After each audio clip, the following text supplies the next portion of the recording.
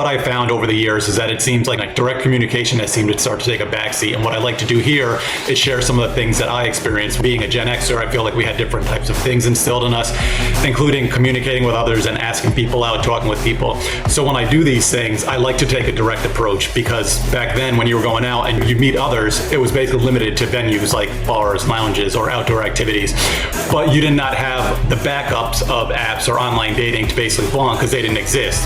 And you had to deal with the competition in your area. So if you were in a venue, say a bar, a nightclub, and there were others there that somebody you wanted to talk with, well, most likely others wanted to talk with that person as well, because as men, generally we're attracted to the same general types of women. We have our own nuances and we like certain things more than others, but generally if one guy finds a woman attractive, chances are the others do in there as well.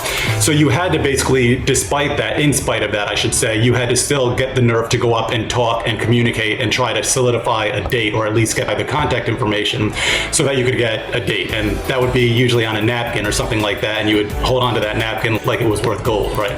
But anyway, it was a very different approach. So a lot of these things that have been lost over the years and that kind of take a back seat and that are basically making individuals seem a bit more meek or calm or not as necessarily assertive is what I'm trying to do. So when I talk about these things, especially like with the online dating apps, this is the way it works for me and it seems to be effective. So I like to instill this in there because I think it's a lot better and individuals can be a lot more effective, whether you're a man or a woman, that actually communicate more clearly. You set your boundaries, all right? It's all about just being clear, and it limits a lot of these issues that tend to come up.